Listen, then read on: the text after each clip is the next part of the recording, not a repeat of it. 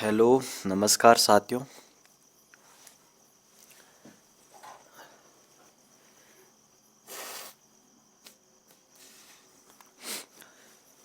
स्वागत है आप सभी का हमारे YouTube चैनल पर।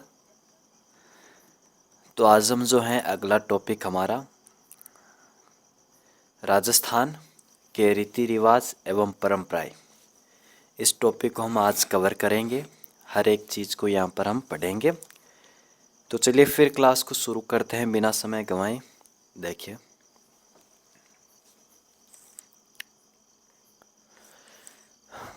भारत के दूसरे प्रदेशों से आकर बसने वाले लोगों के अतिरिक्त यहाँ की सभी जातियों के रीति रिवाज मूलतः वैदिक परंपराओं से संचालित होते आए हैं। राजस्थान के हर प्रसंग के लिए निश्चित रिवाजों में सरसता और उपयोगिता है।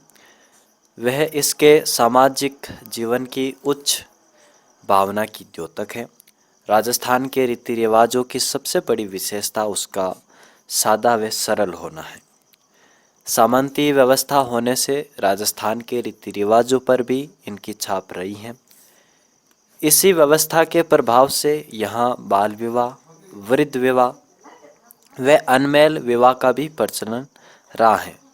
राजपूतों में कन्या के साथ डावरिया भी दहेज में दिए जाने की परंपरा रही है, परंतु अब प्राय वह समाप्त हो चुकी है, क्योंकि यह कुरीतियाँ थी और कुरीतियों को समाज से अलग करना बहुत ज़रूरी होता है एक आधुनिक समाज में, जहाँ पर हर एक व्यक्ति को जीवन जीने का अधिकार है, जहाँ पर सामाजिक मूल्यों से अधिक मानवाधिकार, हर एक व्यक्ति का जो अधिकार है उसको ज़्यादा तवज्जो दिया जाता है। वहाँ पर कुरीतियों का रहना एक मानवाधिकारों का उल्लंघन होने जैसा है। तो इस प्रकार हालांकि हमारे राजस्थान में कई प्रकार की कुरीतियाँ चलती आई हैं, जिसमें जो है समाज के जो एक कमज़ोर वर्ग हैं उनको कई नुकसान उठाने पड़े, और धीरे धीरे हमने उन सभी कुरीतियों को दूर करते हुए एक सभ्य समाज और आधुनिक समाज की ओर हम आगे बढ़े।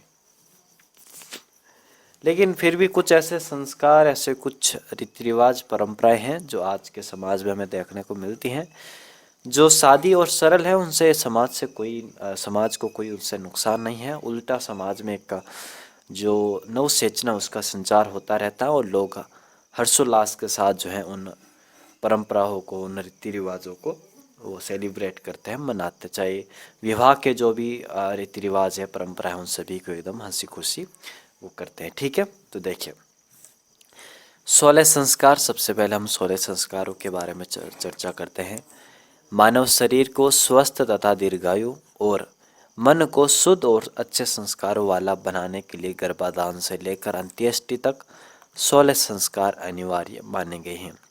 हालांकि ये सारे संस्कार जो हैं विकृत रूप में देखने को मिलते हैं, लेकिन जो ब्राह्मण समुदाय हैं उनमें ये संस्कार हमें अभी भी देखने को मिलते हैं, कई कई ऐसे परिवारों में। ठीक है, लेकिन आज के जो है इस युग में जो है ये 16 संस्कारों की मेरे हिसाब से कम प्रासंगिकता है, और हालांकि ये पूरे नहीं होते हैं। ठीक है, 16 संस्कार बात करें, ये संस्कार स्त्री तथा पुरुष दोनों के लिए माने जाते हैं। ये सारे संस्कार वैसे जो है गाँवों में ही हमें इनका जो ज़्यादा प्रचलन देखने को मिलता है। शहरों में जो है थोड़ा सा विकृत रूप इनका आ जाता है। देखिए कौन कौन से 16 संस्कार हैं। तो सबसे पहले तो आपको सारों के नाम याद रखने होंगे, एक एक करके नाम देखते हैं। गर्भाधान, उसके बाद पुंसवन, फिर सिमनंतोनियन,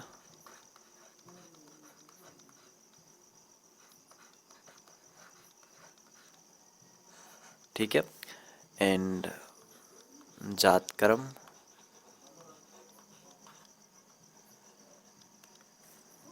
निष्क्रमण,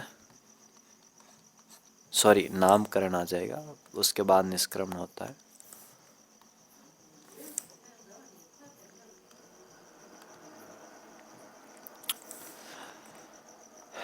नामकरण, निष्क्रमण,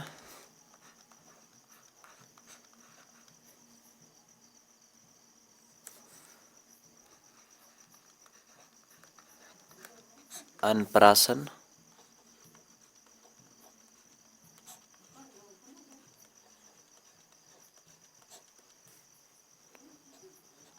अन्नप्राशन के बाद चूड़ाकर्म आ जाएगा।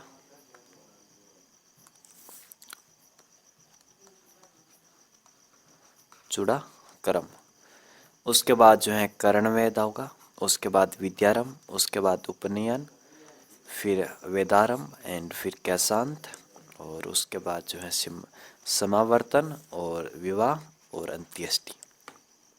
ये जो है 16 संस्कार वैदिक परंपराओं में हैं। ठीक है।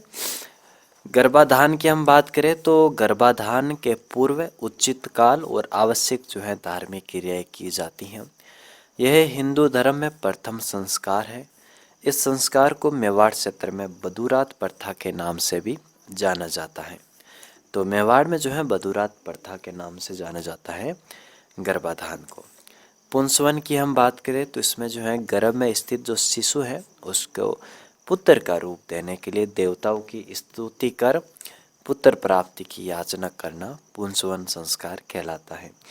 इसमें हम बात करें तो हमारा जो समाज है, भारतीय समाज, हालांकि जो वैदिक समाज इसको कहना उचित होगा, हिंदू समाज आप कह सकते हैं, ये जो है पितृसत्तात्मक है। और आज से पहले तक जो है लोग चाहते थे कि हमारे बेटा ही हो। ठीक है, क्योंकि इसमें जो पितृसत्तात्मक समाज रहा है तो पुत्री को जो है थोड़ा सा कम तवज्जो दिया जाता था, और अगर पुत्री होती तो जन्म लेने से पहले ही मार देने की ऐसी क्रियाएं जो हमें देखने को मिलती हैं हमारे भारत में। ठीक है, जो हिंदू समाज है उसमें तो पुत्र पुत्री की जो है बराबर की जो कल्पना है वो बाद में आई है। ठीक है।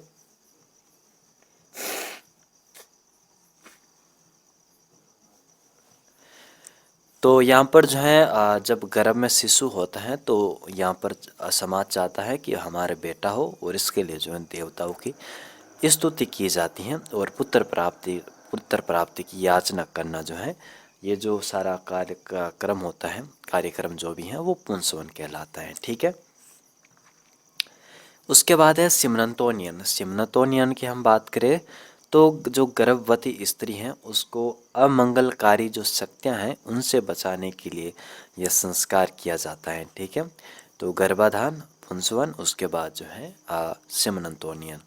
सिमनतोनियन की बात करें तो इसमें जो है याज्ञवल्क्य की स्मृति के अनुसार यह संस्कार गर्भधारण के 6 से 8वें मास के मध्य तक किया जा सकता है। सिमनतोनियन संस्कार को मारवाड़ क्षेत्र में अग्रहणी नाम से जो है जाना जाता है। यह संस्कार खोल बरई, साधु पुराना, चौक पुराना, 8 माह से जो है कि गोद भरना आदि नामों से इसको जाना जाता है। अगली हम बात करें जात कर्म की, तो यह संस्कार जो है शिशु के जन्म के बाद जो है ये किया जाता है। तो गर्भाधान, पुंसवन, सिमनतोनियन और जात कर्म। अगले है नामकरण। तो शिशु का जो नाम है रखने के लिए जन्म के 10वें या 12वें दिन जो है ये संस्कार किया जाता है। नामकरण के बाद निष्क्रमण होता है। निष्क्रमण बालक के जो है जन्म के 12वें दिन से 4 महीने तक कभी भी जो है बालक को सूर्य अथवा चंद्र दर्शन करवाने के लिए किया जाता है। इस संस्कार के अंतर्गत बालक को पहली बार घर से जो है बाहर निकाला जाता है, और यह संस्कार सूरज पूजन अथवा जो है कुआं पूजन भी इसको कहते हैं। ठीक है। अन्नप्राशन की हम बात करें तो इसमें जो है जन्म के 6ठे मास में बालक को पहली बार जो है अन्न का आहार देने की क्रिया की जाती है। इसे देशाटन या अन्नप्राशन संस्कार भी कहा जाता है। तो यहाँ पर आपको ध्यान रखना है गर्भाधान, पुंसवन, सिमनतोनियन, जात कर्म, नामकरण, निष्क्रमण, अन्नप्राशन, और अगला है हमारा चूड़ाकर्म। चूड़ाकर्म की हम बात करें तो शिशु के पहले या तीसरे वर्ष में जो है सिर के बाल पहली बार मुंडवाने पर जो है संस्कार ये किया जाता है। इस संस्कार को करने के पीछे ये विश्वास है कि इससे जो है शिशु की आयु में वृद्धि होती है। आम बोलचाल की भाषा में इसे जड़ूला, चूड़ाकरण अथवा मुंडन जो है इसको कहा जाता है। करण वेद की हम बात करें तो शिशु के तीसरे या 5वें वर्ष में किया जाने वाला यह संस्कार है, जिसमें जो शिशु के जो कान हैं उनमें छेद किए जाते हैं या बिंधे जाते हैं। विद्यारंभ की बात करें तो ये 10वां संस्कार है। इसमें जो है 5 वर्ष की आयु में जब बच्चे की विद्या प्रारंभ करनी होती है तब जो है देवताओं की स्तुति कर गुरु के समीप बैठकर जो है अक्सर ज्ञान करवाने हेतु किया जाने वाला यह संस्कार है। ठीक है, तो यहाँ तक जितने भी जो कर्ण वेद तक आए हैं मित्रों, वो तो हमारे जो आज भी वर्तमान में हमें देखने को मिलते हैं। विद्यारंभ के बाद का जो है ये संस्कार थोड़े से इधर से उधर हो जाता है। फिर जो है विवाह और अंत्येष्टि वाले ही जो है इम्पोर्टेंट रहते हैं, क्योंकि आजकल जो स्कूलों में जो है विद्या वगैरह दी जाती है, तो वहाँ पर ऐसे जो संस्कार एक आम जो है आम आदमी यहाँ पर नहीं करता है। हालांकि जन्म से जो है 6 वर्ष तक जो जितने भी संस्कार वगैरह करने होते हैं वो कर दिए जाते हैं, उसके बाद जो हमें लगभग नहीं देखने को मिलता है। फिर जो है विवाह अंत्येष्टि वगैरह संस्कार ही होता है। ठीक है, लेकिन अभी जो गुरुकुल वगैरह हैं जो चलते हैं वेद विद्यालय वगैरह, वहाँ पर ऐसे आपको देखने को मिल जाएंगे। ठीक है, तो आपको ये ध्यान रखना, मैं बार बार इनको इसलिए दोहरा रहा हूँ क्योंकि ये सबसे कठिन है और इनको जो क्रोनोलॉजी के रूप में याद करना बहुत कठिन रहता है। तो मैं बार बार इसलिए कहता हूँ ताकि आपके जो है दिमाग में ये बैठ सके। करणवेद ये शिशु के जो है 3 और 5 वर्ष में किया जाने वाला संस्कार।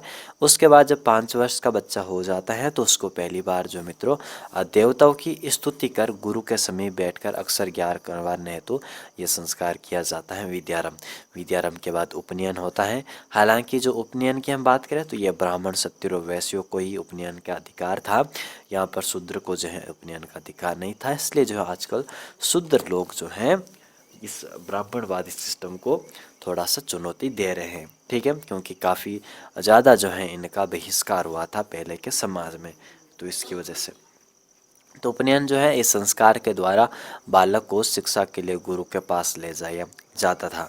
ब्राह्मणों क्षत्रियों और वैश्यों को ही उपनयन का अधिकार था। ठीक है, तो ये बात आपको ध्यान रखनी है। इस दिन जो बालक है जनेऊ धारण करता है, और जनेऊ धारण करने का उत्तम दिन जो है रक्षाबंधन को माना जाता है।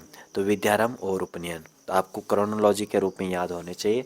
गर्भाधान, गर्भाधान के बाद पुंसवन, फिर सिमनतोनियन, फिर जातकर्मण, और फिर जात कर्म के बाद नामकरण, उसके बाद निष्कर्मण, अनुप्राशन, एंड उसके बाद आता है चूड़ाकर्म।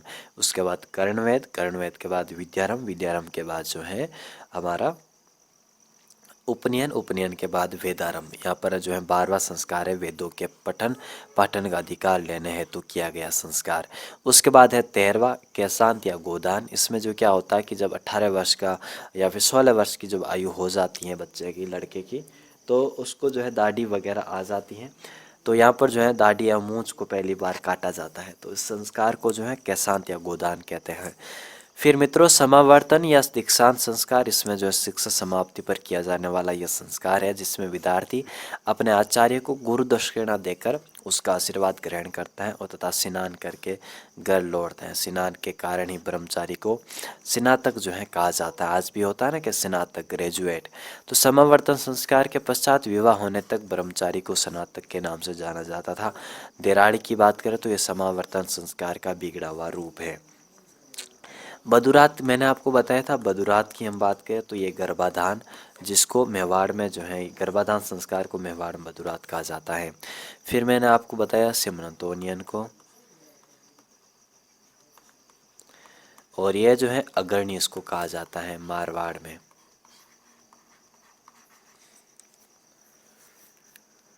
ठीक है, अगला है 15वां संस्कार विवाह संस्कार है। इसमें जो है गृहस्थाश्रम में प्रवेश के अवसर पर किया जाने वाला संस्कार है।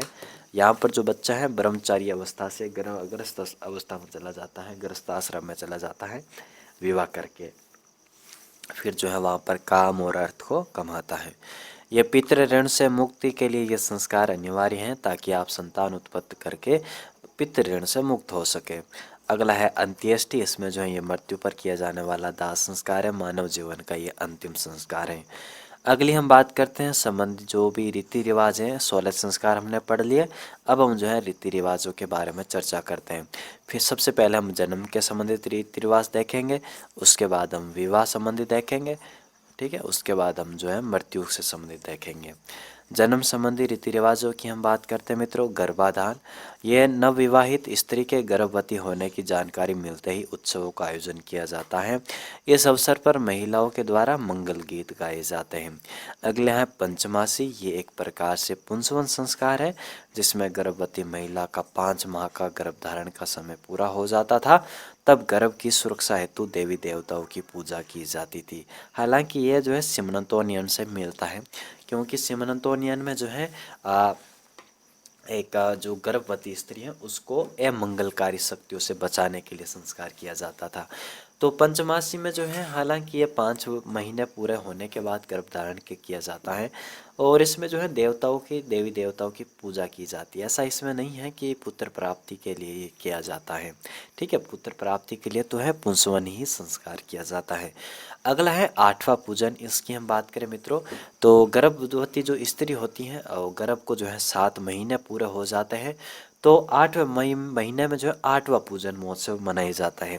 इस अवसर पर जो है प्रतिभोज का भी आयोजन किया जाता है। अगला है जन्म की बात करें तो यदि लड़के का जन्म होता है तो घर की जो बड़ी औरतें, आपको पता होगा कि जो है जो डागला होता है, ऊपर छत होती है, वहाँ से जो है एक महिला या जो है थाली को बजाते हुए जाती वहाँ पर और वहाँ से उतरती है, ठीक है। अगर लड़का होता है तो कांसे की थाली बजाई जाती है और लड़की होती है तो अक्सर गांव में कोई भी थाली नहीं बजाई जाती है। हालांकि सूप जो है कई जगह बजाया जाता है।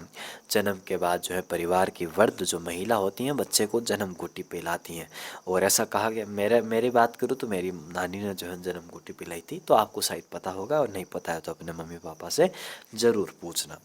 अगली हम बात करते हैं आख्या की। तो जब बच्चे का जन्म हो जाता है तो जन्म के 8वें दिन जो है जो बच्चे की बहनें हैं, अगर बहन कोई है वो या फिर उनकी जो भी बुआ वगैरह हैं वो आख्या करती हैं तथा साख्या जो है ये मांगलिक जो चिन्ह होता है हमारा, ये जो है भेंट भी किया जाता है, ठीक है। कई ऐसे जगह बने जाता है, अलग अलग प्रकार से बनाया जाता है। बौद्ध धर्म की बात करें तो इसमें जो दोनों प्रकार के साख्य बनाए जा सकते हैं। फिर मित्रों दसोटन की हम बात करें, देखो एक तो नाम आएगा आगे जानोटन, ठीक है, और एक हमारे ये दसोटन है।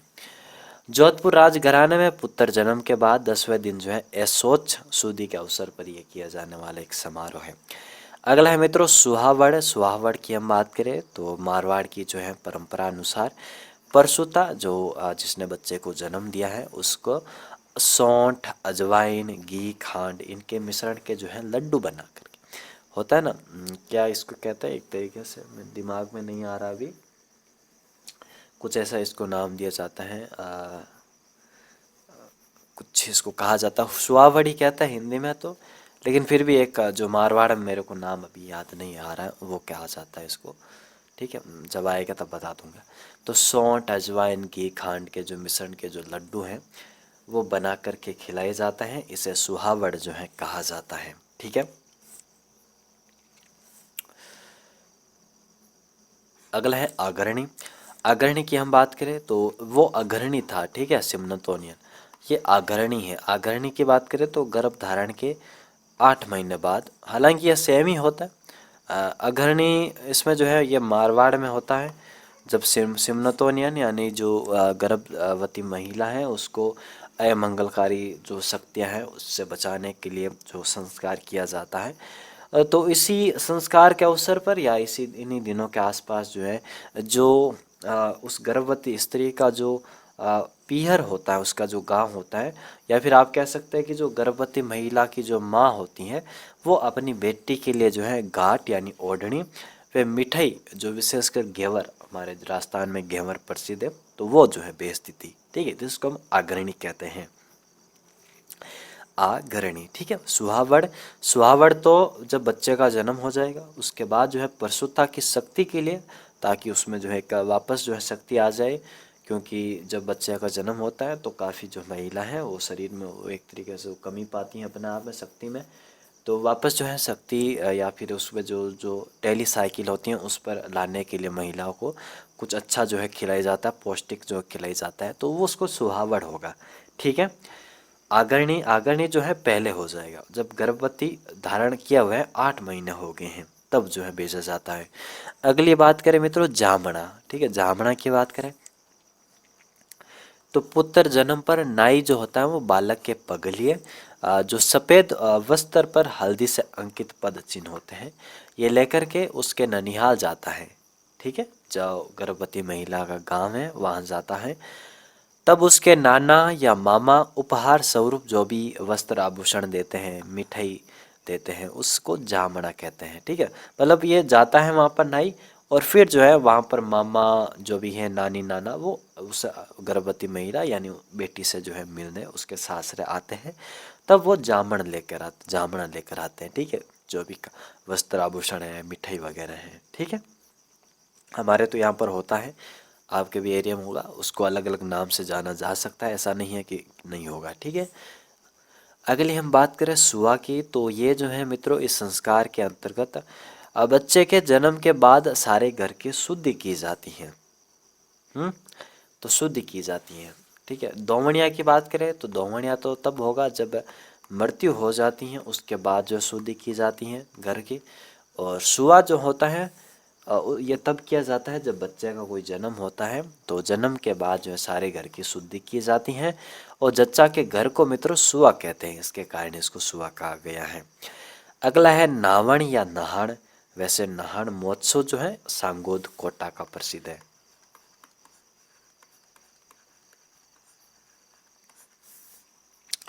तो नावण की बात करें तो मित्रों प्रसूता का जो प्रथम स्नान है वह उस दिन का जो संस्कार है नावण कहलाता है। सतवाड़ों की बात करें तो सतवाड़ों में जो है प्रसव के 7वें दिन का जो है प्रसूता के द्वारा किया गया स्नान, यानी प्रसूता जो 7वें दिन जो स्नान करती हैं उसको सतवाड़ों कहते हैं। अगला है मित्रों पनघट पूजन। तो बच्चे के जो है जन्म हो जाता है उसके कुछ दिनों के बाद कुआ पूजन की रस्म मनाई जाती है। इस प्रथा को कुआ पूजन या जलवा पूजन भी कहते हैं। और कुआ पूजन या जलवा पूजन के दिन आपको पता है कि अगर बेटी का जन्म हो रखा है तो गुलाबी ओढ़नी ओढ़ती हैं, पीला ओढ़ती हैं, और अगर बच्चे का जन्म हो रखा है तो पीला जो है ओढ़ती हैं, ठीक है, पीले कलर का पीला ओढ़ती हैं। इस अवसर पर घर परिवार और मोहल्ले की स्त्रियां बच्चे की मां को लेकर के देवी देवताओं के गीत गाती हुई कुएं पर जाती हैं और कुएं पर जो है जल पूजा भी की जाती है। हालांकि ये चित्र होना चाहिए मेरे हिसाब से शायद, ठीक है। और अगला है मित्रों ढूंढ। ढूंढ की हम बात करें तो इसमें जो है बच्चे के जन्म के बाद प्रथम होली पर जो है ननिहाल पक्ष की ओर से जो भी उपहार, कपड़े, मिठाई व फूल भेजे जाते हैं उसको ढूंढ कहा जाता है। तो कई बच्चों के जो है ढूंढ आने वाले हैं हमारे 6 या 7 तारीख को, अगले कल या परसों, ठीक है ना। तो आप देख लेना अगर कहीं बच्चे का जन्म हो रखा है तो वहाँ आप जा कर के देख लेना कि ढूंढ आया है या नहीं आया है, ठीक है, ताकि आपको पता लग जाएगा।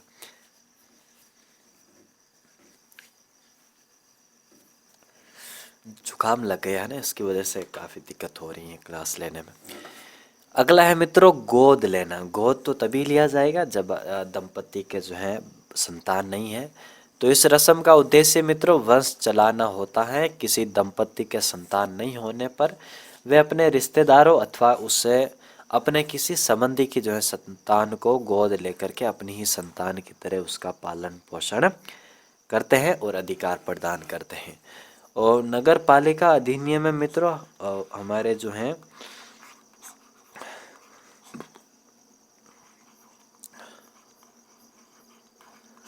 नगर पालिका अधिनियम 2009 इसकी धारा है धारा 24, और इसमें जो है सदस्य के लिए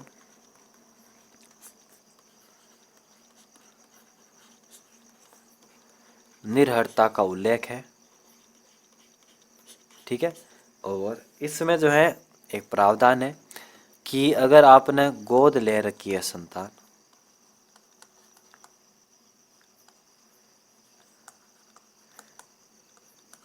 गोद ले रखा है, तो फिर उसको आपकी एक संतान माना जाएगा। क्योंकि नगर पालिका सदस्य बनना चाहते हो तो आपको 2 संतान ही होनी चाहिए, 2 बच्चे होने चाहिए, ठीक है। और अगर आपने ऐसा कह दिया कि भाई 2 तो मेरे पेट से, मतलब महिला के पेट से हुए हैं, मेरे अपने हैं, ठीक है, अपनी संतान है, और एक मैंने गोद ले रखा है, तो है तो उसके 3, लेकिन वो कह रहे हैं कि एक को तो मैंने गोद ले रखा है तो मैं चुनाव लड़ सकता हूँ, लेकिन ऐसा नहीं है। जो गोद ले रखा उसको भी आपकी एक संतान मानी जाएगी, ठीक है। ये बात ध्यान रखनी है, मतलब इसके अब 3 संतान 3 बच्चे माने जाएंगे, ऐसा नहीं है कि वो 2 कह देगा। आगे देख लेते मित्रों आपके सबसे फेवरेट रीति रिवाज जो है आपके शादी विवाह संबंधी। हालांकि अगर नॉर्मल एक इंसान की बात करूं, जैसे मैं हूं, एक लड़का आप कह सकते हो, इसको केवल इतना ही पता होता है कि घी पा दियो है, जैसे मतलब सगाई तो हो बड़ी है पहली, और घी पा दियो है, उसके जो है 3-4-5 दिन, 3-5-7 दिन पहले घी पा दिया गया या 15 दिन पहले, और फिर बंदोड़े होंगे, बंदोड़े के बाद जो है राजोगा आएगा, और राजोगा के दूसरे दिन जो है जान चढ़ेगी, और जान हम जाएंगे वहाँ पर खाना खा के तुरंत वापस आ जाएंगे। इतना जो है हमारा कार्यक्रम होता है एक आदमी का, एक नॉर्मल आदमी का शादी में, ठीक है, जिसकी शादी नहीं है, मतलब दूसरे का। अब बाकी जो है रीति रिवाज वो हमने नहीं जानने की कोशिश की है, हालांकि कईयों को पता होंगे लेकिन कईयों को जो नहीं पता, क्योंकि हमारा जो मेन उद्देश्य है वो हुड़दंग मचाना, डीजे पर नाचना और खाना खा कर के आना, बस इतना ही हमारा शादी में काम होता है। फिर जो फेरे ले या कुछ भी ले वो अपना दूल्हा दुल्हन जाने, ठीक है, हमारा काम बस खाना खा कर आना और डीजे पर जो है धूम धड़ाका करते हुए डांस करते हुए जाना, ठीक है। हमें इतने ही रीति रिवाज मालूम है और मुझे भी इतनी है। आइए हम देखते हैं एक एक करके रीति रिवाज कौन कौन से जो है विवाह संबंधी रीति रिवाज होते हैं। हालांकि जब आप दूल्हे बनोगे, दुल्हन बनोगे, तो आपको सारे पता चल जाएंगे, ठीक है। हालांकि तो भी जो है याद रखना उस समय मुश्किल होगा, जो औरतें होगी वो ये आपको बताएगी कि बेटा ऐसे कर, ऐसे कर, ऐसे कर, ठीक है, और आपको जो है वो करना होगा। आगे देखिए मित्रों, अब हम जो है किसी आदमी की जो है शादी कराते हैं। आइए हम साथ में जो है शादी कराते हैं। सबसे पहले जो है हमें संबंध तय करना पड़ेगा, अगर आपको शादी करनी है तो। इसमें जो है सामान्यतः संबंध जो है माता पिता के द्वारा तय किए जाते हैं, और या फिर जो है संबंधी मित्र पुरोहित जो भी है नाई ये मध्यस्थ का कार्य करते हैं। आजकल तो आपको पता ही है कि ज़्यादातर जो है रिश्तेदारों में ही जो है रिश्ते बने ही जाते हैं, और दूर के भी बने ही जाते हैं, लेकिन हालांकि बहुत कम ही होता है ऐसा। ज़्यादातर जो है सगे संबंधियों में ही जो है वापस रिश्ते खोजे जाते हैं, और ज़्यादा जो हाथ होता है वो हमारा होता है, बुआ जी का हाथ होता है, ठीक है, बुआ जी फूफा जी, इनका जो ज़्यादा बड़ा हाथ होता है संबंध तय कराने में। अगली हम बात करें, संबंध तय हो गया, ठीक है, फलान जी की लड़की देख ली, फलान जी का लड़का देख लिया, दोनों के जो हैं जो भी सगे सगे संबंधी हैं वो एकदम राजी हो गए हैं। अब जो है मुहर लगेगी दोनों लड़के लड़कियों के संबंध पर। जिस दिन मुहर लगेगी वो हमारा सगाई होगी, ठीक है, उसको हम सगाई कहेंगे, इंगेजमेंट सा, आपकी भाषा में इंगेजमेंट होगी। इसमें जो है किसी लड़की विवाह हेतु जो है लड़का निश्चित करना, या लड़का विवाह हेतु लड़की निश्चित करना। इस रिवाज के अनुसार मित्रों लड़के के घर जो है लड़की वाले नारियल व रुपया आदि भेजते हैं। तो ये आपको ध्यान रखना है, ठीक है ना, ऐसा नहीं है कि सगाई हो रही है तो लड़का वाला लड़की के घर नारियल वगैरह भेज रहे हैं, ऐसा नहीं। तो आपको ना उल्टा नहीं करना, जैसा यहाँ पर लिखा है ना वैसे याद रखना है। कई कईयों को मैंने देखा है वो कह देता है कि यार वो नारियल वहाँ भेजे जाते हैं, ऐसा नहीं होता, ठीक है। जिन्होंने नहीं देखी है ना सगाई वगैरह तो वो बड़े कन्फ्यूज रहते हैं, ये बातें ध्यान रखनी। तो सगाई में क्या होता है कि लड़के के यहाँ पर आते हैं नारियल वगैरह, और लड़की वाले जो है नारियल और रुपया आदि जो है बेचते हैं। और वागड़ क्षेत्र तो क्या हमारे सभी क्षेत्रों में जो है सगपण ही कहते हैं, सब सपगण नहीं होगा, ये सगपण होगा, ठीक है, सगपण होगा, ठीक है। अपन सगपण ही क्या करे भाई, सगई तो मतलब क्या तो करे ही है लेकिन कम है, सगपण क्या करे, सगपण होगो का ही थंके है। आगे हम मित्रों टेवड़िया, टेवड़िया भी कई जगह कहते हैं, वागड़ क्षेत्र में आप जाओगे तो टेवलिया वहाँ पर कहेंगे, ज़्यादातर आदिवासी क्षेत्र में ऐसा होता होगा, लेकिन अपन जो हैं जो जाति वाले हैं, ठीक है, जो समुदाय है जाति एससी वगैरह और ओबीसी वगैरह, यहाँ पर जो है सगपणी कहते हैं इसको। राजपूतों में मित्रों वर के पिता के द्वारा अफीम और कैसर, अफीम तो आजकल सब जगह ही है राजपूतों में, क्यों हाँ अगली जगह जो अमल तो घोड़े ही करें, चाहे छोटो मोटो कोई भी जो है त्योहार हो या फिर कोई भी जो है, अगर लोग मिलगा 2-3 तो बूढ़िया मिलिया बाद में अमल घोड़े बिना रहे कौन में। तो अफीम अथवा कैसर घोल करके उपस्थित सभी लोगों की जो है मनुहार की जाती है, और इसे जो है सगाई का अमल कहते हैं, या फिर सगाई का जो इसको दस्तूर कहते हैं। फिर होता है मित्रों टिक्का। टिक्का की हम बात करें तो सगाई के बाद जो है वर का पिता अपने निकट संबंधियों व परिजनों को आमंत्रित करता है, और इस अवसर पर वधु पक्ष वाले वर को चौकी पर बिठाकर उसका तिलक कर अपने सामर्थ्य अनुसार उसे भेंट करते हैं। हालांकि यह सगाई के दिन ही होता है, हालांकि जो जो वर पक्ष वाले आते हैं सगाई के दिन, जो भी है जो पंडित वगैरह आते हैं, ज़्यादातर ब्राह्मण वगैरह को भेजे जाते हैं वहाँ से, ठीक है, वो आता है, और जो भी है वो वर को जो है यानी जो लड़का है उसको बाजोट पर बैठाएंगे, तिलक वगैरह करेंगे और जो भी पैसे वगैरह देने होंगे वो देंगे और टिक्का होता है। उसके बाद है मित्रों सिंजारा। सिंजारा जो है गणगौर के पूर्व या फिर छोटी तीज के पूर्व, ठीक है, उनके पूर्व जो है ये भेजा जाता है। और श्रावण कृष्ण तृतीया के दिन जो है कन्या या वधू के लिए भेजा जाने वाला सामान सिंजारा कहलाता है। हालांकि सिंजारा जो है कई कई दिनों पर जो है आप भेजा जा सकता है, ठीक है। विशेषकर जो है श्रावण कृष्ण तृतीया पर्व के दिन। छोटी तीज होती है श्रावण शुक्ल तृतीया को, तो उसके दिन भी पहले जो है भेजा जा सकता है। और जो गणगौर तीज है उसके पहले भी भेजा जा सकता है, ठीक है, गणगौर हमारी चैत्र शुक्ल तृतीया को।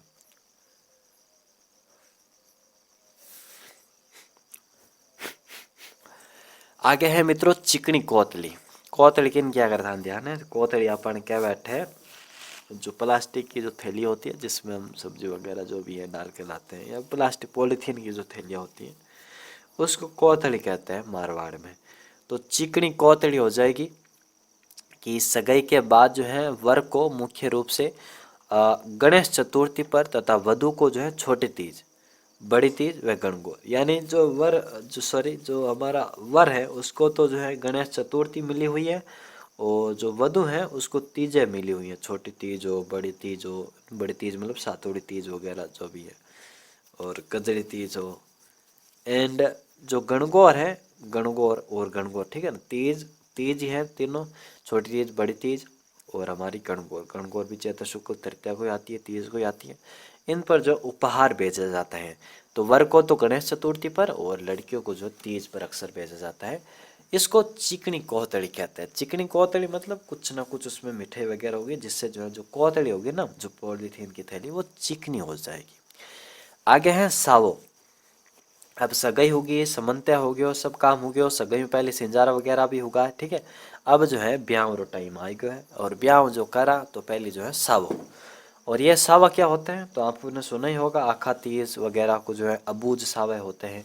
सावा मतलब जो विवाह का शुभ मुहूर्त होता है उसको हम सावा कहते हैं। अब जो है आने वाले हैं सावे के, जो भी सावे आने वाले हैं यानी इस विवाह का शुभ मुहूर्त आने वाला है 8 तारीख से 6 तारीख से, 8 तारीख से शुरू हो जाएंगे और 8 तारीख को हमारे घर के नज़दीक ही शादी है, ठीक है।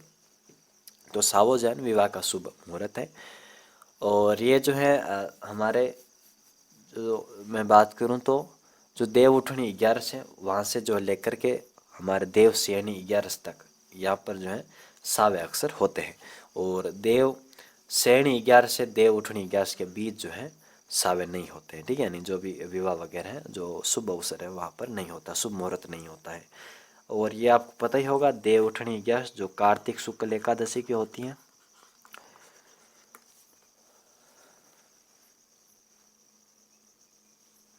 और कार्तिक शुक्ल एकादशी को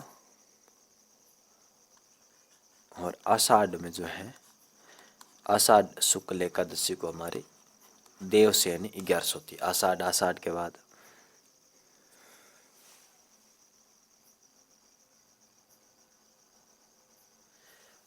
कार्तिक शुक्ल एकादशी तक हमारे इनके बीच जो है विवाह वगैरह नहीं होता है, ठीक है। यहाँ पर आषाढ़ शुक्ल एकादशी को होती है देवसेनी 11, कहा जाता है कि इस दिन देवता सो जाते हैं और फिर जो है देव उठते हैं।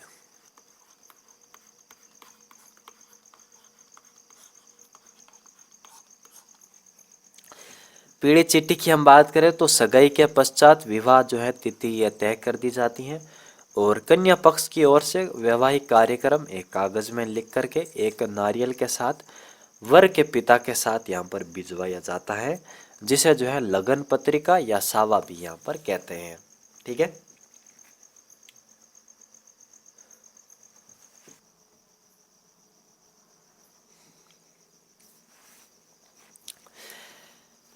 अगला है मित्रों गणपति पूजन। तो विवाह से कुछ दिन पूर्व वर एवं वधू दोनों ही जो है पक्ष वाले अपने घरों में गणेश जी की स्थापना करते हैं ताकि जो है विवाह संबंधी जो भी संपूर्ण कार्य है वो मंगलपूर्ण तरीके से संपन्न हो सके, ठीक है। विघ्न हरण मंगल करण करण जो भी मेरे को ये अभी याद नहीं है पूरा, गणनायक गणराज रिद्धि सिद्धि सहित पधार जो पूर्ण कर जो काज, ऐसा कुछ कहा जाता है। ठीक है, तो इस अवसर पर जो है गणेश जी को घर के एक कक्ष में जो है बिठा दिया जाता है। मिट्टी के जो है गणेश जी होते हैं वो। कुमकुम पत्रिका, तो यह विवाह कार्यक्रम है तो ये दोनों पक्षों द्वारा छपवाई जाती हैं। आपा क्या करा मिलना है कुंकु पत्री। ठीक है, कुंकु पत्री अपन पूरा मारवाड़ी में था ध्यान है, थोड़ा सा जो नाव को विकृत रूप दे दिया जाता है, तो कुंकुम पत्री का पूरा ना करके कुंकु पत्री कहते हैं। ठीक है, एक एक दोनों से शब्द हटा दिया जाता है, अक्षर हटा करके इसको कुंकु पत्रिका कहते हैं। यहाँ पर हम बात करें कुंकु पत्री की, तो राजस्थान में जो है इसकी प्रथम प्रति रणथंभौर स्थित त्रिनेत्र गणेश जी अथवा अन्य किसी गणेश मंदिर में भेजने का रिवाज है। हमारे साइड तो यहाँ पर नहीं भेजा जाता है, कहीं कहीं जो है भेजा जाता होगा, जो गणेश जी के मंदिर है वहाँ पर भेजा जाता है पहली कुमकुम पत्रिका। हालांकि हमारे एरिया में गणेश जी का मंदिर है नहीं, तो इसलिए। इकताई की हम बात करें तो इसमें जो है वर वधु की शादी के जोड़े का दर्जी जो है नाप लेता है। इकताई जानते होंगे, इकताई की हम बात करें तो इसमें जो है जो भी जोड़े का जो नाप है वो दर्जी हमारे लेते हैं। रीत की बात करें तो विवाह निश्चित होने पर लड़के वालों की तरफ से लड़की को भेजे जाने वाले जो भी उपहार हैं वो रीत कहलाते हैं। मुगधना की बात करें तो विवाह में जो है भोजन पकाने के लिए काम में ली जाने वाली जो लकड़ियाँ होती हैं वो मुगधना कहलाती हैं। लेकिन आपको पता है कि आजकल जो है गैस एलपीजी सिलेंडर का यूज किया जाता है, तो मुगधना कम ही देखने को मिलेगा। हालांकि होता होगा जहाँ पर गैस के सिलेंडर यूज नहीं किए जाते हैं वहाँ पर। ठीक है, अगली हम बात करें बान या पाठ या बाने बिठाना। इसमें क्या होता है कि जो पीठी की जाती है तो उसको हम बान बिठाना कहते हैं। यानी विवाह के 3, 5, 7 या 11 दिन पूर्व लगन पत्र पहुंचने के पश्चात वर और वधु के परिवार वाले अपने घरों में वर वधु को चौकी पर बिठाकर गेहूं, आटा, घी तथा हल्दी के घोल को इनके बदन पर मलते हैं, जिसे पीटी करना कहते हैं। इस क्रिया को बान बिठाना तथा वर या वधु को मेहमान अपने सामर्थ्य के अनुरूप रुपए देते हैं, जिसे बान देना कहते हैं। बान बिठाने के बाद वर अथवा वधु घर से जो है बाहर नहीं जाते हैं। अगला है मित्रों कांकन डोरा बांधना। इसमें जो है विवाह के पूर्व वर व वधु के हाथ में बांधा गया लाल मोली का धागा कांकन डोरा बांधना कहा जाता है। इस डोरे में मोरफली, लाख व लोहे के छल्ले जो है पिरोए जाते हैं। एक कांकन डोरा वर के दाहिने हाथ पर जो है बांधा जाता है और दूसरा डोरा वधु को भेजा जाता है। ठीक है, बन्ना बन्नी, इसके गीत सुने ही होंगे आपने, और नहीं सुने हैं तो यूट्यूब पर सुन लेना। विवाह के अवसर पर वर और वधु के लिए गाए जाने वाले जो गीत होते हैं वो बन्ना बन्नी गीत कहलाते हैं। परिणयत की बात करें तो विवाह से संबंधित गीत परिणयत ही होते हैं। बत्तीसी नूतना या भात नूतना, इसमें क्या होता है कि बत्तीसी भेजी जाती है। यहाँ पर नूतना कह सकते हो आप, लेकिन हमारे जो मारवाड़ी में इसको कहते हैं बत्तीसी भेजना। बत्तीसी भेजना मतलब कि जो वर या वधु की जो माँ होती हैं वो अपने गांव जाती हैं, पीहर जाती हैं। ठीक है, निमंत्रण देने के लिए कि माहिरा भरा जाएगा। आपको पता है कि ननिहाल पक्ष की ओर से माहिरा आता है, तो माहिरा के लिए जो है वर वधु की जो माँ होती हैं, दोनों की माँ जो है अपने अपने पीहर जाती हैं और अपने भाइयों को, अपने जो भी परिवार वहाँ पर है समुदाय को जो है निमंत्रण देती हैं विवाह की, और जो सहयोग करने की जो है कामना प्राप्त करने जाती है कि भाई माहिरा बढ़ जो मांगे। माहिरा या भात लड़की के विवाह के समय ननिहाल पक्ष के द्वारा अपनी आर्थिक क्षमता के अनुसार धन देना। अगला मित्रों बन्नोला या बंदोड़ा। बंदोड़ा की हम बात करें तो आपने सुना ही होगा बंदोड़ा। तो घी जब पा दिया जाता है, घी जब पिला दिया जाता है, बान बैठा दी जाती है, तो उसके बाद जो है जो वर वधु के जो परिवार वाले हैं, जो भी मतलब जो अपने मोहल्ले में रहते जो परिवार है उनका सब पूरा समुदाय है, वो सभी लोग जो है बनोला देते। बनोला मतलब कि वर जो भी वधु हैं अपने अपने घर बुलाएंगे और उनको जिमाएंगे। ठीक है, खाना वगैरह खिलाएंगे। तो ये होता है। बनोला से तात्पर्य होता है आमंत्रित करना। इस प्रथा के अंतर्गत परिवार के सभी लोग जो है बनोला देने वालों की यहाँ खाना खाते हैं और बनोला परिवार के रिश्तेदार या मित्र देते हैं। ठीक है, अगले मित्रों अब बनोला हो गया, निकास या बिंदोरी की जाएगी और राती जोगा होगा। तो बिंदोरी की हम बात करें तो विवाह से जो है एक दिन पहले वर या वधू को घोड़ी पर बिठा करके गाजे बाजे के साथ गांव या कस्बे में घुमाया जाता है। इसे निकासी या बिंदोरी कहते हैं। इसमें वर या वधू के मित्र, परिचित एवं रिश्तेदार सम्मिलित होते हैं। वर मंदिर में जाकर के देवी देवताओं की पूजा करता है। इसके बाद वर वधू को किसी मित्र या परिचित के घर पर ठहरा देते हैं और निकासी के बाद वर वधू को लेकर ही वापस अपने घर जाता है। इसमें जो है हालांकि याद रखने चीज़ें आप देख लीजिए एक बार, क्या इसमें जो है मैं खुद जो है विवाह से एक दिन पूर्व जो है वर या वधू की घोड़ी पर बिठाकर गाजे बाजे के साथ गाँव या कस्बों में घुमाया जाता है। ठीक है, इसको भी वैसे इसके बंदोड़ी कहते हैं और इसे निकासी या बिंदोड़ी कहते हैं। इसमें वर या वधू के मित्र, परिचित, रिश्तेदार सम्मिलित होते हैं। वर मंदिर में जाकर के देवी देवता का पूजन करते हैं। इसके बाद वर वधू को जो है किसी मित्र या परिचित घर पर ठहरा देता है और निकासी के बाद जो है वर वधू को लेकर ही वापस अपने घर जाता है। इसमें जो अलग अलग वर पक्ष वाले भी करते हैं ये काम और वधु पक्ष वाले भी अपने अपने जो और वहाँ पर करते हैं। बाघ पकड़े की बात करें मित्रों तो दूल्हे की जो है घोड़ी की लगाम पकड़ने का जो नेग होता है वो बाघ पकड़े कहलाता है। बानों की हम बात करें तो विवाह की जो है रस्म प्रारंभ करने का जो प्रथम दिन होता है वो बानो होता है। ठीक है, बानो जो है विवाह की रस्म प्रारंभ करने का प्रथम दिन। अगला है मित्रों सांकड़ी की रात।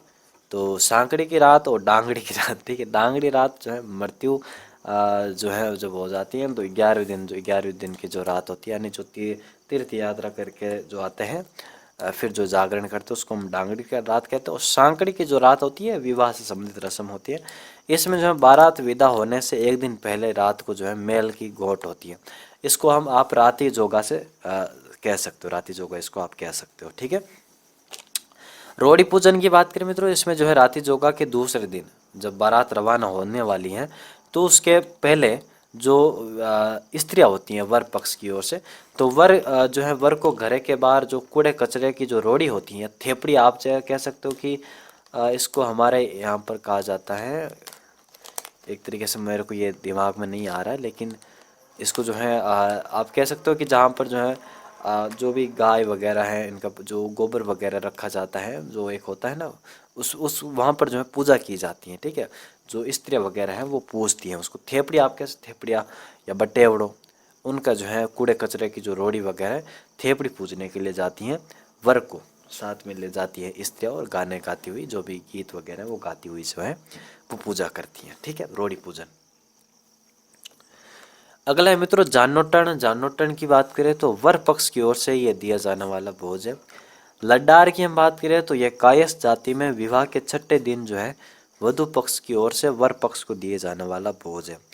फिर बात करें मित्रों बारात की, तो आपको पता ही है बारात सबकी फेवरेट है। बारात जब गाजे बाजे के साथ जो है रवाना होती है और डीजे पर एकदम पूरा फुल गाना, तेरे यार की मेरे यार की शादी है, गाना बजाते हुए हम जाते हैं। इसमें जो है निर्धारित तिथि को वर पक्ष के मित्र, रिश्तेदार एवं परिचित लेकर के वधु पक्ष के घर की ओर प्रस्थान करते हैं, जहाँ बारात को डेरा होता है। आपको पता ही है ज़्यादातर सरकारी स्कूल में जो गांव के बाहर होती हैं वहाँ पर डेरा होता था पहले। आजकल तो जो है अलग से टेंट बना दिया जाता है और जहाँ पर जो है सभा वगैरह होती है उसी के नज़दीक डेरा दिया जाता है।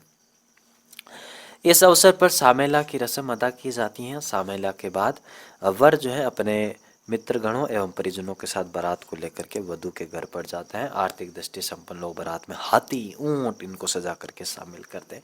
और हाथी ऊंट तो पता नहीं, ऊंट तो शायद इनमें रेबारी समुदाय में होता है। हमारा तो यहाँ पर ज़्यादातर घोड़ा ही लाया जाता है। ठीक है, घोड़ी ली जाती है।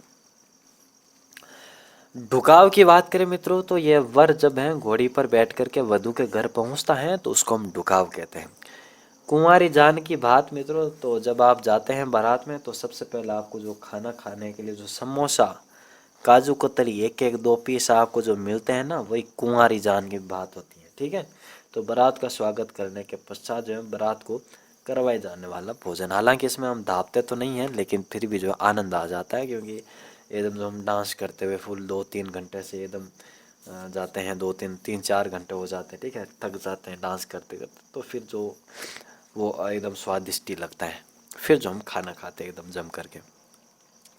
टूंटिया की बात करें तो ये महिलाएं ज़्यादातर जानती होगी।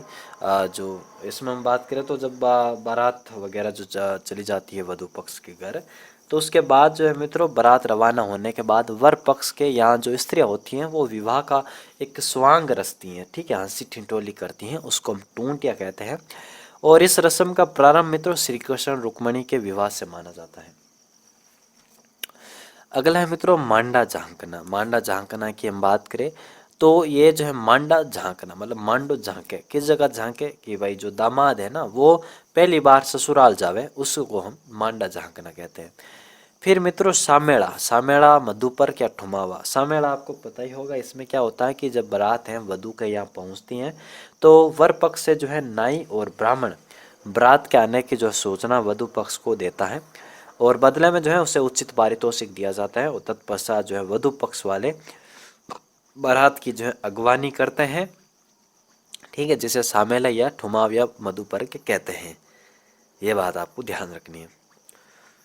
अगला है मित्रों बरी पड़ला। बरी पड़ला की हम बात करें तो इसमें जो है वर पक्ष वधु के लिए जो भी पोशाक आभूषण को लेकर आता है उसे हम बरी कहते हैं। एंड पड़ला जो है उसके साथ ले जाने वाले जो भी मेवे मिठाइयाँ होती हैं उसको पड़ला कहा जाता है। जब वर पक्ष बारात लेकर आता है तो बरी पड़ला अपने साथ लेकर जाता है। बरी में दी जाने वाली पोशाक को वधु विवाह जो है विवाह के समय पहनते हैं। आपको पता है कि जो जो लड़की हैं जो फेरों के टाइम जो कपड़े पहनती हैं, जो पोशाक पहनती है वो वर पक्ष की ओर से ले जाई जाती है और उसको हम बरी कहते हैं। और ज़्यादातर जो है लाल रंग की बरी होती हैं हमारे हिंदू समाज में, आप कह सकते हो। तो लाल रंग की जो बरी है वो ले जाई जाती है और वो बरी जो है पहनती है कौन, हमारी लड़की शादी फेरों के समय। तो ये बात ध्यान रखनी है।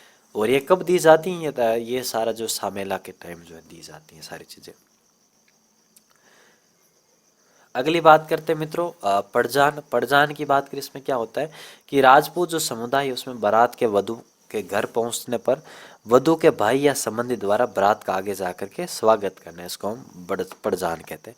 आजकल के तो आपको पता ही है कि जो टेंट यहाँ पर होगा, ठीक है, यहाँ पर बड़ा सा टेंट होगा और यहाँ पर जो ऐसे एक गलियारा बनाया जाएगा और यहाँ पर जो भी एक बड़ी सी संरचना निर्माण कर दी जाएगी और यहाँ पर जो है जो लड़की की ओर से जो वधु पक्ष की ओर से जो भी हैं परिवार वाले वो 2-3 यहाँ पर खड़े होते हैं एकदम साफा पहन करके, सूट बूट पहन करके। और जब आप अंदर जाते हो तो आपको सामा सामा वगैरह करते हैं, तो यही पड़जान होता है, ठीक है। तो वधु के भाई या संबंधी जो भी है बारात का आगे आकर के ऐसे स्वागत करते हैं और आप सभी को रामा सामा करते हुए अंदर ले जाते हैं। अगला है मित्रों तोरण मारना। अब आपको पता है कि जब बारात पहुंची गई हैं सामेड़ा मात ग्योपरा, सामेड़ा मात गया बादम थे फाच आया करो डेरा माते, डेरा मात आया बादम से जाया करो तोरण मारने, ठीक है। तो इसमें क्या होता है कि विवाह के अवसर पर दूल्हे द्वारा दुल्हन के घर के मुख्य द्वार पर जो लटके तोरण होती है उस पर छड़ी लगाना तोरण मारना कहलाता है। इस रस्म के बाद आधा विवाह हो जाना मान लिया जाता है। तोरण मारना एक प्रकार से वर की शूरवीरता की परीक्षा करना भी रहा है। पहले एक ही वधु को ब्याहने के लिए कई वर आ जाते थे। जो ऊंचे बंधे तोरण को पहले मारने में सफल होता उसी के साथ कन्या का विवाह कर दिया जाता था, मतलब पहले होता था। इसमें बात करें, इसमें विवाह के लिए सुतार ही जो है थंब मंडप और तोरण बनाते हैं। तोरण सप्तभुजा, पंचभुजा अथवा गोलाकार होता है। इसके बीच में चिड़िया तथा मयूर की आकृति लगाई जाती है। तोरण और थंब आने पर महिलाएं जो है शुभ गीत गाती हैं। अरे खाती डारा बेटा थे चतुर सुजान, तोरणियों गडलिया चनकणिया रुखारो। मैंने तो भाई आओ कौन गीत, लेकिन आप देख सकते हो, ठीक है। ऐसे यहाँ पर तोरण मारने जाते हैं। उसके बाद मित्रों सुहाग थाल। इसमें जो है भोजन का थाल होता है जिसमें कुछ सुहागिन स्त्रियां जो है नव विवाहित वधु के साथ भोजन करती हैं, जिसको हम सुहाग थाल कहते हैं, ठीक है। हालांकि और भी जैसे कि जो गीत वगैरह है ना मित्रों कि भाई जब डेरा देखने जो है डेरा पर जो जान देखने के लिए महिला जाती है जला गीत गाती हैं, तो वो हम गीतों में वहाँ पर पढ़ेंगे, यहाँ पर नहीं। अगला है मित्रों जेवड़ो। जेवड़ो की बात करें तो इसमें जो है क्या होता है कि तोरण पर जो है, तोरण पर आपको पता है कई प्रकार के जो है कार्यक्रम होते हैं, नाक खींचे जाते हैं, ठीक है, जो जो भी हैं और भी कई होते हैं। जेवड़ो मतलब महिलाएं गीत गाती हैं। जेवड़ो इसमें जो है तोरण पर सास के द्वारा दूल्हे को आंचल से जो है बांधने की रस्म होती है, जेवड़ो होता है इसको, ठीक है। दही दिया जाता है, तो कई प्रकार की रस्में होती हैं जब तोरण पर जाता है वर। जाला मीला की आरती भी मित्रों तोरण द्वार पर होती हैं और जो भी सास बुआ सास वगैरह हैं वो जो है आकर के मांगलिक आरती करती हैं। जेवड़ो आपको विशेषकर ध्यान रखना, जाला मीला की आरती भी याद रखना आपको। अगला मित्रों पावना। पावना तो आपको पता ही है कि पावना किन क्या करें, नया नया दामाद साहब है बानिज क्या करें, नए दामाद के जब ससुराल जाते हैं तो वहाँ पर स्त्रियाँ जो हैं गीत गाती हैं, लोकगीत, इसको पावना कहते हैं। सींटना की बात करें मित्रों, ये जो है गाली गीत होता है, जब मेहमान जब भोजन करते हैं उस समय जो है महिलाएं जो हैं कुछ हंसी ठिठोली करके उनको गालियों से जो है हंसी ठिठोली करते हैं, उसको हम गीतों को सींटना गीत कहते हैं। फिर कामण गीत की बात करें मित्रों तो ये जो वर पक्ष है, जो सॉरी वर वधु है, उनको जादू टोने से बचाने के लिए ये गीत गाया जाता है। बिनोटा की बात करें तो ये दूल्हा दुल्हन की जूतियाँ होती हैं। एंड कन्यावल की बात करें, कन्यावल आपको पता है, कन्यावल इसमें क्या होता है कि जो वधु पक्ष वाला है यानी वधु का जो माता पिता है, भाई बहन है, कन्या वो किन्यावल लिया करे, अपन क्या करे किन्यावल, ठीक है, कन्या ने क्या करे किन्या, तो किन्यावल इसमें होता है कि वो भोजन नहीं करते, उपवास करते हैं उस दिन, ठीक है, तो ये किन्यावल होता है। उसके बाद है वधु के तेल चढ़ाना। आपको पता है कि तेल चढ़ाया जाता है, कब चढ़ाया जाता है जब फेरा होने से पहले। इसमें जो है बारात आने के बाद वधु के अंतिम बार पीटी की जाती हैं, वो बरी वगैरह पहनाई जाती हैं, जो भेजी जाती जो वर पक्ष की ओर से लाई जाती हैं वो पहनी जाती है, और तेल चढ़ाया जाता है, और तेल चढ़ाने के बाद जो है विवाह होना जरूरी होता है। तिरिया तेल चढ़े, ठीक है, ऐसे कुछ है ना, हमीर हमीर जो चौहान है उसके बारे में। और अब जो है तेल चढ़ गया तो अब फेरा होंगे, और फेरों को जो है मित्रों सप्तपदी कहते हैं। हालांकि जो है मारवाड़ एरिया में 4 जो है फेरे लिए जाते हैं, बाबूजी का सामान रखा जाता है, और ज़्यादातर जो है 7 फेरे लिए जाते हैं। यह विवाह की सबसे महत्वपूर्ण रस्म होती है। इस रस्म के अनुसार मित्रों अपनी जो है वर अपनी वधु का हाथ अपने हाथों में लेकर के, यानी जो पाणी ग्रहण संग्रह संस्कार होता है इस समय अपने हाथ में लेकर के हथलेवा जोड़ता है और अग्नि के चारों ओर घूम करके 7 फेरा लेता है। पंडित या पुरोहित जो भी हैं मांगलिक मंत्रों का उच्चारण करता है। 7 फेरों के माध्यम से विश्वास किया जाता है कि वर वधु 7 जन्मों तक इस बंधन को निभाते रहेंगे। फेरों के बाद पंडित वर वधु से वचन निभाने का आश्वासन लेता है।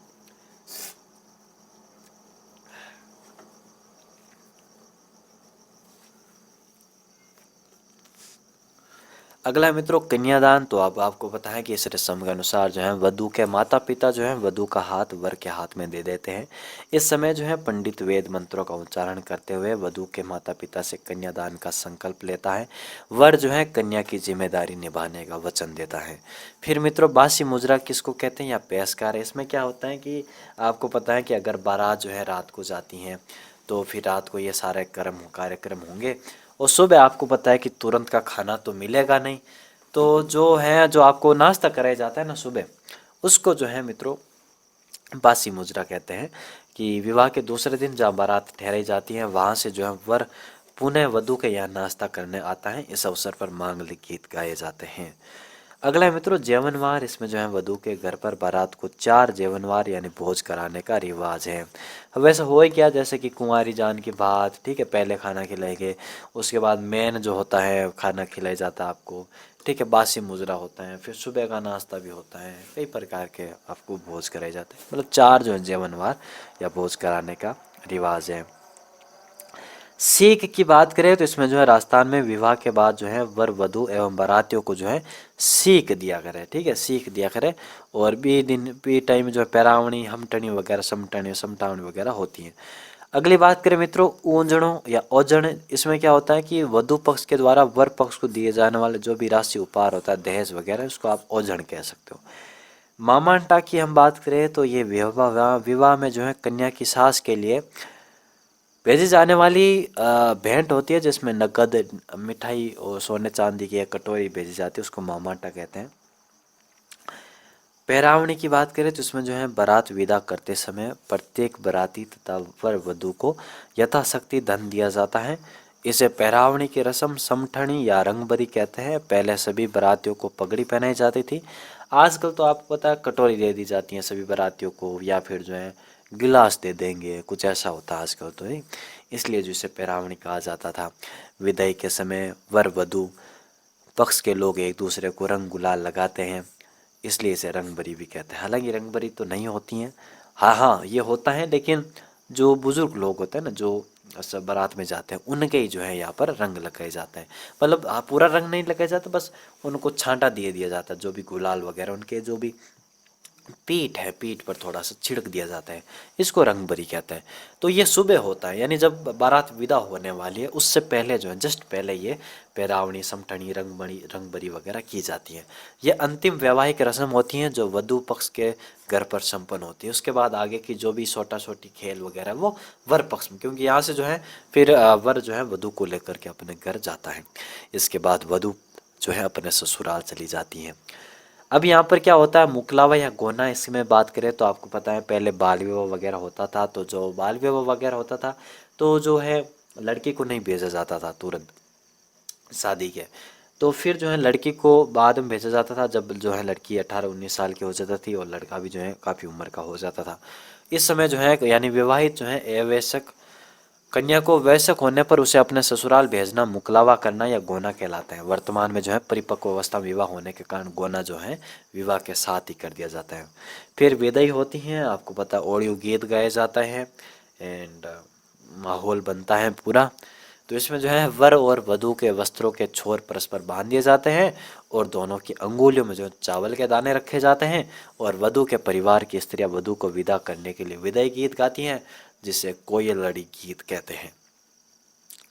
आगे है मित्रों पैसरों। पैसरों की बात करें, इसमें जो विवाह के बाद दूल्हे के घर के आंगन में 7 थालियों की कतार को दूल्हे द्वारा तलवार से इधर उधर सरकाना और दूल्हे द्वारा जेठानी के साथ, दुल्हन द्वारा जेठानी के साथ मिलकर के संग्रह करने की जो रस्म होती है वो पैसरों कहलाती है। ठीक है, तो पैसरों को आप तो पता ही होगा, अगर आप शादी वगैरह हो गई है और अगर या फिर आपके परिवार में शादी हुई है किसी भाई या लड़के की या भाई की, तो आपने देखा होगा ये जो है किस प्रकार क्रियाक्रम होता, जो भी है कार्यक्रम होता है।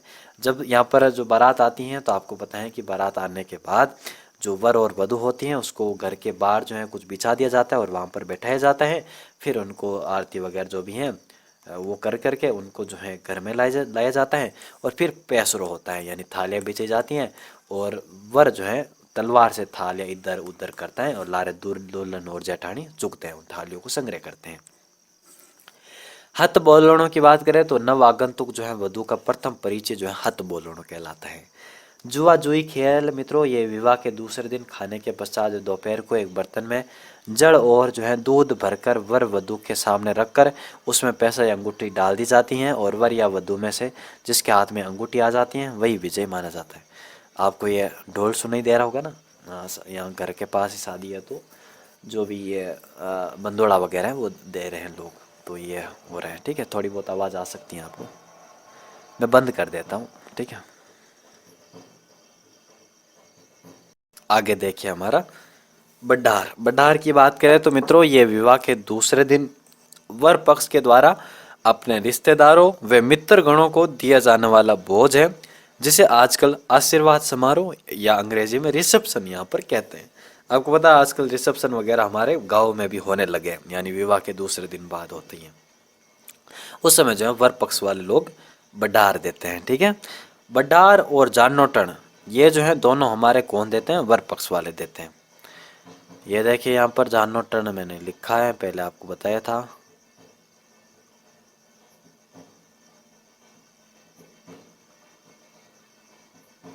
ये देखिए वर पक्ष के द्वारा दिया जाने वाला भोज।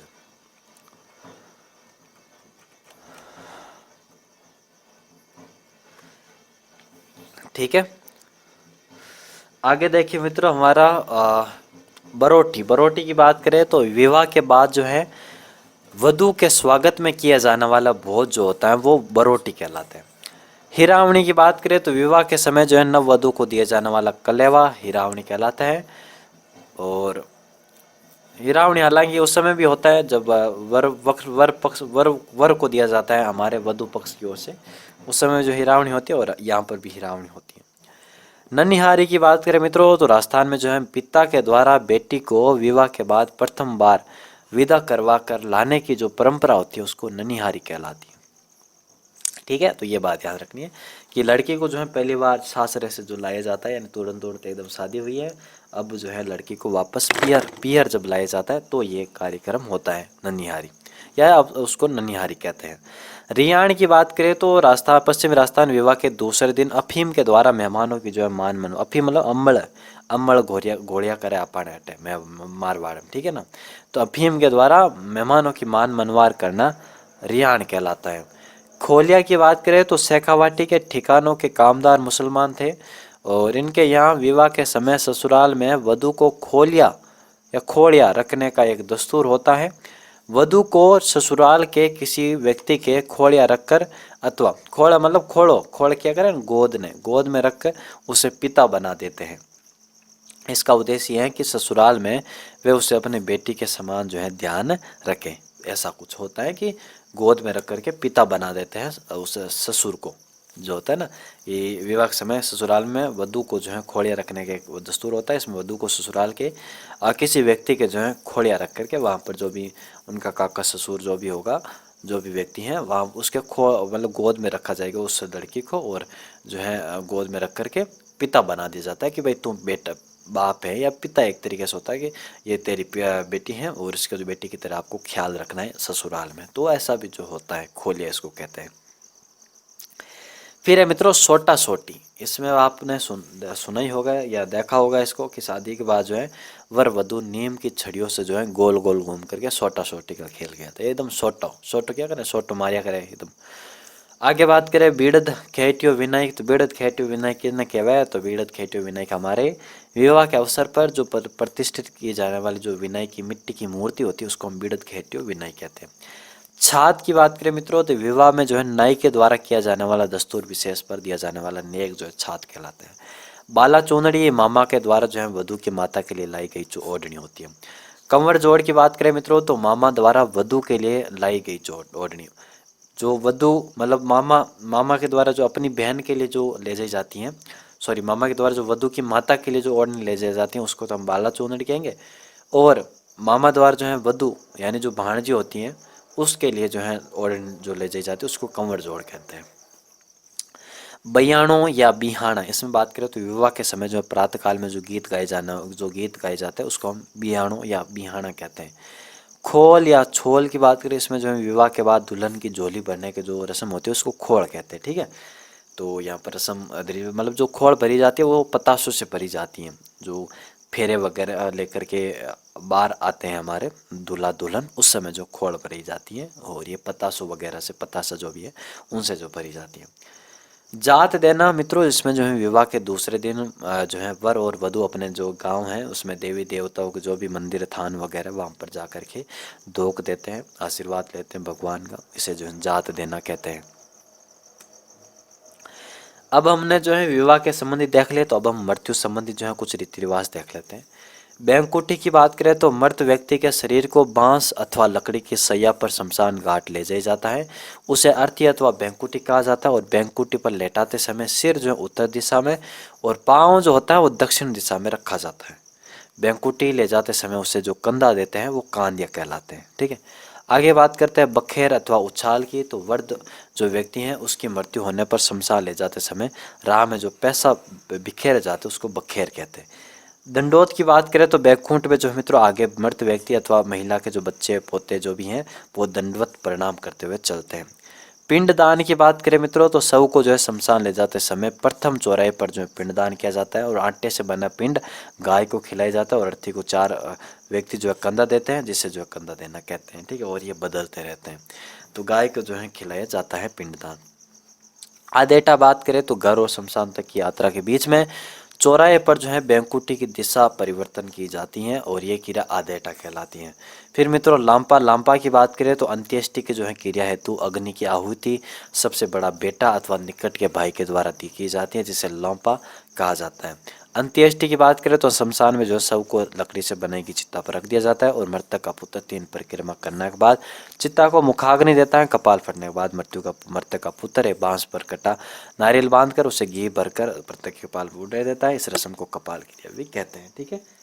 अगली हम बात करते हैं मित्रों शांतरवाड़ा की। तो जब तक मृतक की अंत्येष्टि क्रिया न हो जाए तब तक घर व पड़ोस में चूल्हे नहीं जलाए जाते हैं और अंत्येष्टि में जो है 4 व्यक्ति स्नान आदि कर मृत व्यक्ति के घर जाते हैं, जहां घर का मुखिया उनके प्रति आभार व्यक्त करता है और शांतरवाड़ा रस्म के तहत मृत्यु के पश्चात 12 दिन तक किसी स्थान पर तापड़ बिछा करके बैठा बैठा जाता है। ठीक है। बद्दर की बात करें तो किसी की मृत्यु हो जाने की स्थिति में शोक स्वरूप अपने बाल, दाढ़ी, मूछ इत्यादि कटवाना बद्दर कहलाता है।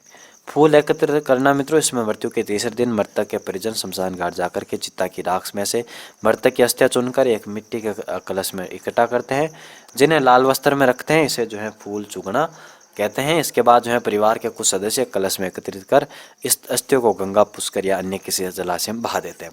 फिर होती है मित्रों तीये की बैठक, यानी मृत्यु के तीसरे दिन जो है शाम को तीये की बैठक जो है यहाँ पर होती है। और इसमें जो है जो लोग सब यात्रा में नहीं जा पाते हैं वो तीये की बैठक में भाग लेते, ज़्यादातर रिश्तेदार वगैरह आते हैं तीये की बैठक में। और बैठक में जो है पुरोहित जो है मृत आत्मा की शांति के लिए शांति पाठ करते हैं। बैठक में सम्मिलित होने वाले समस्त जन स्वर्गीय शांति व्यक्ति के चित्र पर पुष्प अर्पित करते हैं और मृतक की आत्मा की शांति के लिए जो है 2 मिनट का मौन व्रत जो भी है धारण करते हैं। अगली बात करते हैं मौसर की। तो राजस्थान में जो है मृत्यु भोज की प्रथा है, हालांकि अब जो है धीरे धीरे कम होने लगी है, बंद होने लगी है। राजस्थान सरकार इसमें पुरजोर जो है मेहनत कर रही है कि ज़्यादा जल्दी से जल्दी जो है मृत्यु भोज ये प्रथा ख़त्म हो, क्योंकि इससे जो है काफ़ी एक तरीके से कुरीति आप कह सकते हैं जो नहीं होनी चाहिए। और कहीं जगह जो है बंद हो चुका है, और अगर बंद नहीं भी हुआ है तो धीरे धीरे जो है पुलिस से डरते हुए धीरे धीरे किया जाता है। और जो खर्चा होता है वो आजकल कम होने लगा है। जो आज से 10-15 साल पहले बहुत खर्चा होता था वो आजकल खर्चा कम होने लगा है। इसे मौसर औसर या नुक्ता कहते हैं। मृतक के निकटतम संबंधी जो भी हैं अपने संबंधियों ब्राह्मणों को भोज करवाते हैं। ये क्रम जो है 12 दिन तक जारी रहता है। जीते जी जो है मृत्यु भोज कराना मौजौसर कहलाता है, और मृत्यु के बाद जो है कराना वो मौसर कहलाता है। होता है ना कि भाई जब मौसर हो ही रहा होता है तो जो गरीब घर है वहाँ पर अगर कोई बुजुर्ग हैं और काफ़ी वृद्ध हैं और लगता है कि ये जाने वाले हैं, तो उनका जो पहले ही जो जीते जी हैं जो मरा है पहले उसके साथ ही उनका अवसर कर दिया जाता है, तो उसको हम जौसर कह देते हैं। ठीक है। जीते जी जिसका मृत्यु भोज करवा दिया जाए उसको जौसर कहते हैं। आदिवासियों को जो मृत्यु भोज कांग्या में कहंदी कई नाम आते हैं जो हम पढ़ेंगे, जनजातीय पढ़ेंगे तब। कांदिया होता है, कांग्या नहीं होगा, कांदिया।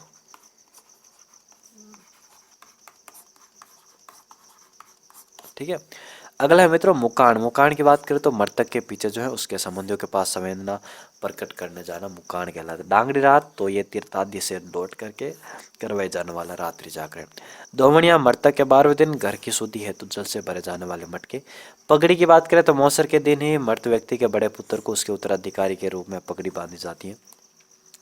रंग बदलना, किसी के पिता की मृत्यु होने पर उसके जो है परिवार के सभी पुरुष सदस्य सफ़ेद साफे बांधते हैं।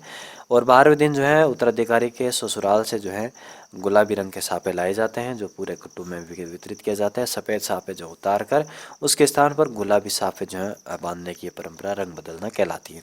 हालांकि ओढ़ावनी वगैरह यहाँ पर राजस्थान में हमारे लिए जाती हैं।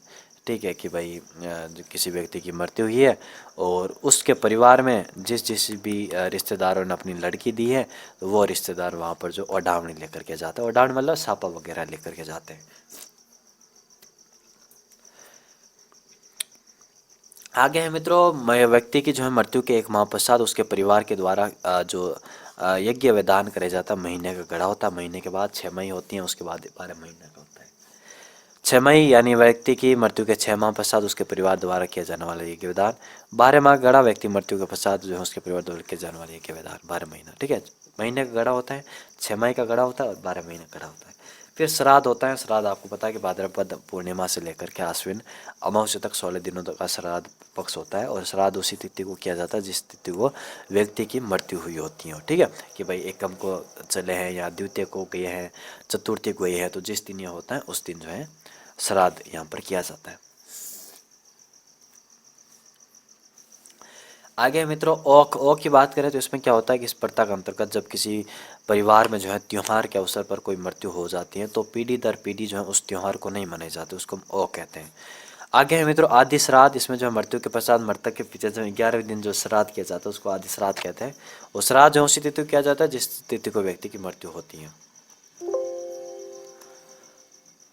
तो ये हमारा जो है मित्रों सारे जो हैं हमने रीति रिवाज और परंपराएं हमने अध्ययन करी हैं और एक एक करके हमने सारी चीज़ें यहाँ पर पढ़ ली हैं। ठीक है। तो मिलते हैं आपसे अगले वीडियो में। कुछ नया नेक्स्ट जो भी नया टॉपिक है वो हम चर्चा करेंगे। तो इस क्लास की PDF आपको दादू क्लासेस के टेलीग्राम चैनल पर जो है मिल जाएगी, आप जुड़ जाना। लिंक जो है डिस्क्रिप्शन बॉक्स में नीचे दी हुई है। जय भीम, नमस्कार।